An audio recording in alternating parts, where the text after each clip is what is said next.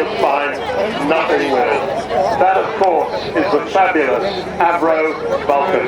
And you can tell your grandchildren you've heard the Vulcan howl, the sound of those wonderful Rolls-Royce Olympus engines, 16,500 pounds of static thrust from each of them. That extraordinary howl that she makes when she's starting to take off. It's as if she is pawing the ground, ready to go.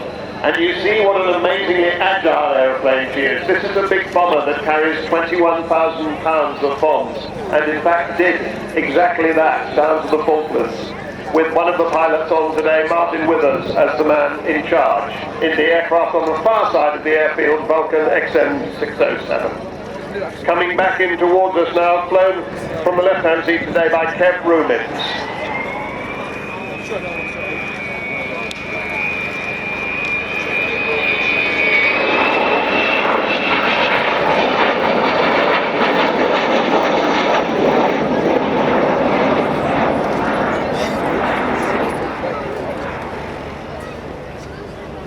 This was the first B2 version of the Vulcan into RAF service.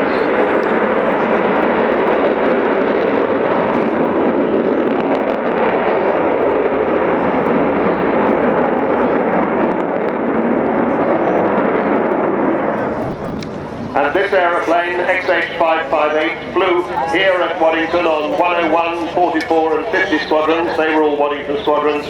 She later became a maritime reconnaissance aircraft on 27 Squadron at Scampton, and then a tanker. She was saved for the display flight when the rest of the Vulcans were disbanded. She finally retired from RAF service in 1993. She bears the colours of all of the Vulcan squadrons, plus the Lincoln coat of arms on the fin with the Panther's head of number 1 group on the nose.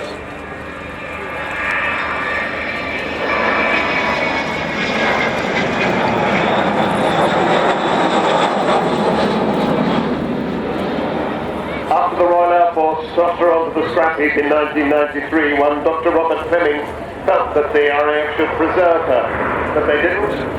And the end result was the Vulcan to the Sky Trust and the start of a unique campaign to get her back into the air.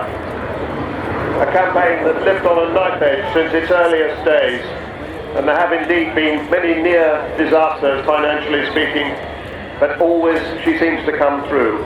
She costs £2 million a year to run this aircraft. That's about £38,500 every week.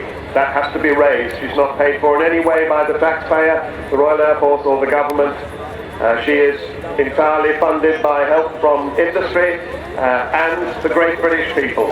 So more about how you can help in a moment, but let's keep our eyes on the display, because as she comes round this time, I think we'll see the bomb doors open, and inside the bomb bay that carried 21,000 pounds of bombs, there are now the names of people who've contributed and who've paid to have their names inside that enormous bomb bay.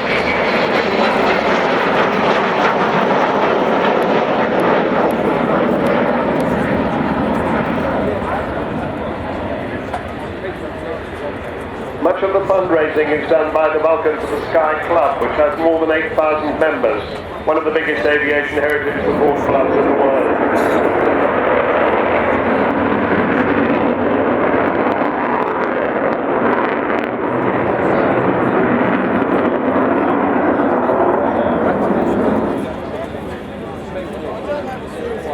So she does continue to need everybody's help. I'll tell you more about how you can provide that. Just a word about who's flying her today. Kev Rumins is the man, the captain in the left-hand seat. Martin Withers, he's in the right-hand seat, he's the co-captain, and he's the man who flew that other Vulcan on the other side of the airfield down to the Falkland Islands. Phil Davis is the air electronics officer, he's the third man.